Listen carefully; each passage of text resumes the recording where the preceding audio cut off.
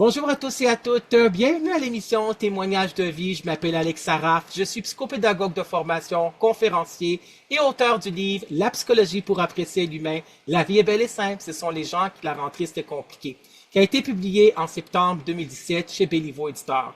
À l'émission Témoignages de vie, qui est une émission de radio humaine centrée sur l'être humain, j'ai le plaisir et le grand privilège et le grand honneur de recevoir des invités qui sont résilients, rayonnants et inspirants. Et aujourd'hui, je reçois à l'émission Témoignages de vie Frédéric Gagnon. Bonjour Frédéric Gagnon. Bonjour Alex. Comment ça va? Ben, écoute, ça va bien, il fait tellement beau. Oui, il Il fait fait... beau.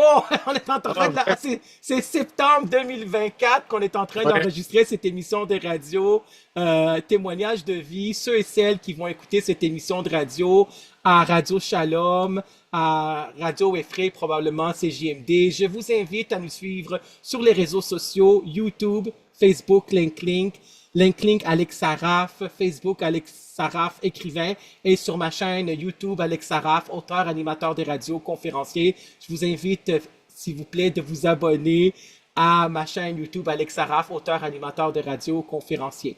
Donc, je vais te présenter Frédéric Gagnon à nos auditeurs, à nos auditrices et ceux et celles qui vont regarder cette vidéo sur YouTube.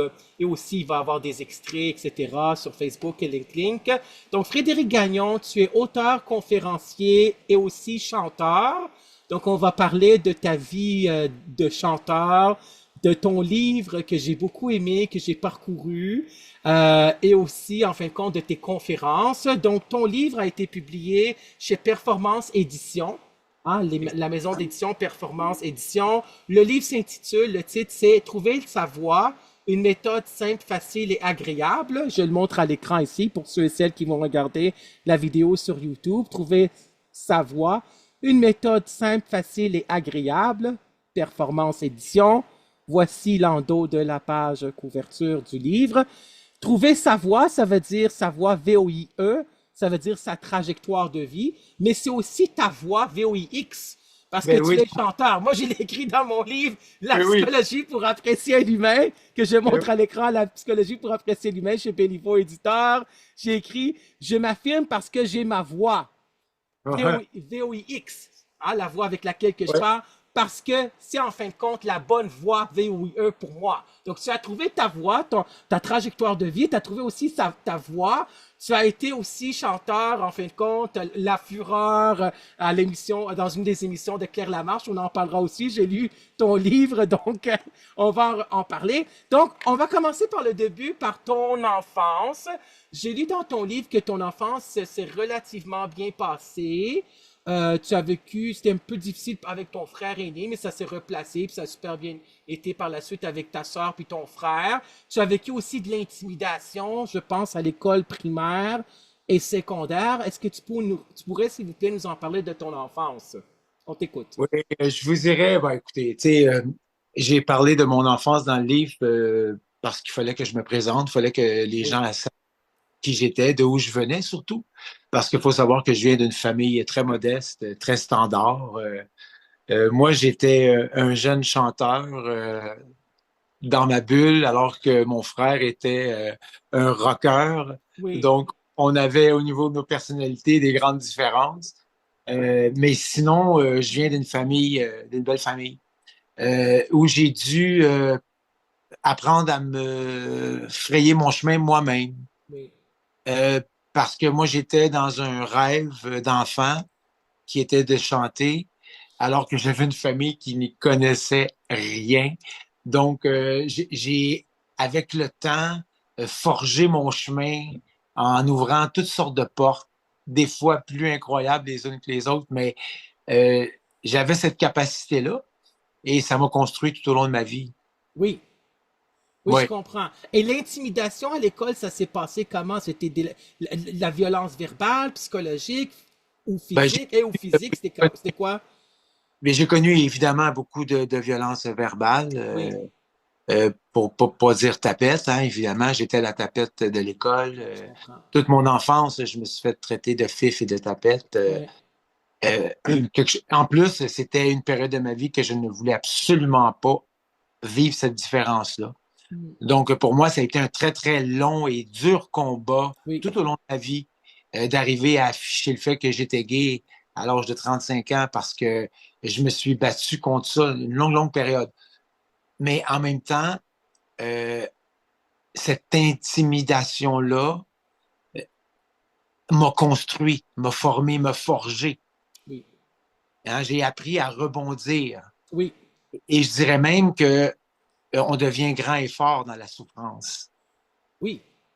C'est Hein? ça, rebondir, c'est en fin de compte la résilience dont Boris Cyrulnik, qui est un juif, qui fait présentement ses masterclass, l'Association des psychologues du Québec l'a déjà invité en présentiel il y a plusieurs années. Il habite en France, il a donné une conférence ici à Montréal, et puis c'est un psychologue, un psychiatre, un psychanalyste, il parle de la résilience, ça veut dire l'épreuve, on rebondit malgré l'épreuve, comme la malléabilité du fer qui rebondit en fin de compte parce qu'il vit des événements difficiles. Donc lui, à l'âge de 8 ans et demi, il a vu ses membres de sa famille qui ont été tués devant ses yeux. Il avait 8 ans et demi. Pendant la Seconde Guerre mondiale, on a mis aussi en prison à 8 ans et demi Boris Cyrulnik.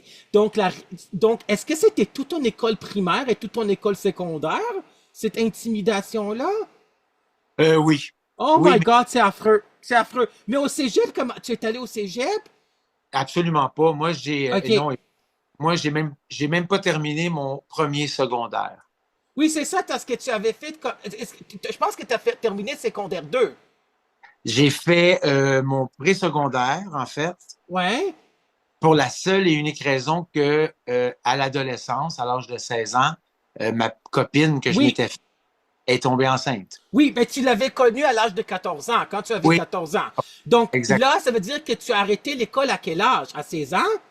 À 15 ans. À 15 ans. Mais dans le temps, est-ce que c'était légal d'arrêter à Oui, 16 ans? mais 15 ans? 16 ans, quand j'allais avoir 16 ans, hein, OK, c'est c'est ça, comme c'est pour ça. les eaux, là. Ouais, c'est correct, c'est correct, oui, je comprends. C'est Parce que ça. les gens connaissent que c'est la loi, c'est 16 ans, ben à peu près 15, aux alentours de 16 ans, quand ça allait être 16 ans, je comprends. Oui, c'est ça ce que j'ai lu dans ton livre, que j'ai beaucoup aimé, que je recommande fortement aux gens. Ce livre-là, il n'est plus disponible, c'est ça? Ben, en fait, Ouais? je pense que c'est encore disponible sur la plateforme, Amazon? non pas Amazon, sur Renaud-Bré, je crois. Il est encore disponible? On m'a dit ça. OK, ben on verra. Il faut que Et les gens l'information, tapent ton nom sur Google, Frédéric Gagnon, les gens sont capables de faire ça. Quand ouais, même, Amazon, moi, mon livre il est est encore sur Amazon, sur d'autres sites aussi, là. ouais, puis il est dans toutes les bibliothèques. Oui, c'est ça. Oui, oui, mais toujours un livre, ça reste toujours dans une bibliothèque, que tu as laissé ta trace comme auteur, comme les autres auteurs, pour moi. c'est- Donc, ah oui, c'est ça ce que j'ai lu. Donc, à 16 ans, c'est là que ta blonde que tu étais avec depuis 2 ans est tombée enceinte. En fin de compte, tu savais que tu étais gay, ça veut dire homosexuel. Tu préfères gay, homosexuel ou queer? Quel mot que tu préfères? Parce qu'on moi, demande toujours à la personne. Est-ce que là, c'est rendu qu'il faut le demander? ouais, Donc, moi, je on me va dire gay. identifie comme étant gay. OK, Très gay, parfait. fort. Parfait. Donc, tu savais que tu étais gay je l'ai lu que tu savais à l'âge de 7 ans, c'est ça? Ah oui, depuis que OK. c'est qui est en nous, hein. Vous savez, quand les petites Ouais. filles commencent à l'école, là, à regarder les petits garçons, là, ben, ils savent, ben, c'est pareil, sauf que moi, c'est les petits garçons que je regardais, pas les petites filles, tu sais. Ouais, c'est ça. Parce que Hein? c'est ça ce que j'ai écrit dans mon livre aussi, la construction de l'identité, la Ouais, construction biopsychosociale ouais. des orientations sexuelles et des identités de genre. Hein? Des identités de Et genre, c'est on immense, recule, là? Oui. tu sais, j'ai 52 ans aujourd'hui, Oui. là. Là, je vous parle, j'avais 14 ans, 7 ans, Oui. 8 ans. Donc, on recule Oui. de presque 40 ans, tu sais, et plus. Donc, Oui. c'est sûr, aussi, au niveau social, c'était pas, la vision était beaucoup moins ouverte qu'elle est Oui. aujourd'hui. Hein? On était moins entouré de tout ce monde. Oui. Et, avant, c'était caché, c'était fermé, Ben, c'était... c'était considéré comme une maladie mentale dans le DSM-1, Oui, Manuel et oui, diagnostic statistique des troubles mentaux. Là, je pense dans les années, je pense que c'est jusqu'à 1969 ou 70. Puis l'Organisation mondiale de la santé ou de la santé mentale l'avait enlevé en 1990. Peut-être que ces dates-là, je me trompe. En tout cas, il faudrait faire des non, recherches pour le savoir. Oui. mais, tu sais, je le mentionne juste pour faire aussi la Oui. différence aujourd'hui et il y a 45 ans, c'était très différent Ouais. dans au niveau de la société aussi. Donc, par peur d'être jugé, mal vu, Oui. rejeté. Puis déjà que j'étais rejet, Ben, c'est ça. à l'école et tout. Bon, ben, euh, mais, mais c'est pour ça que je dis dans les livres, à un moment donné, dans la souffrance, on devient de belles et de grandes personnes. Oui, je l'ai lu. La souffrance, c'est la seule chose qui s'apprend pas ni dans les livres et ni à l'école. Ça s'apprend au moment où tu la reçois. Oui, Et quand on reçoit une souffrance, je me dis toujours, c'est pas tant la souffrance qu'on reçoit comme comment on décide de la vivre. oui, Et c'est là que tout se dessine dans notre vie. oui, oui, je Parce que, comprends. tu comprends, hein? Oui, Fait que moi, ça m'a appris ça, cette souffrance-là. oui, Tu sais, ce que je suis devenu aujourd'hui, c'est grâce à tout ce que j'ai vécu avant. Donc, je suis pas capable de regarder ma vie d'avant avec un mauvais œil. mais non, c'est sûr, ça fait partie Parce de que nous. moi, tout est expérience dans la vie. Mais Peu c'est importe sûr. ce qu'on reçoit, c'est expérience. Ouais, Donc, chaque expérience nous mène à un nouveau palier. oui, Donc, il n'y en a jamais de fin.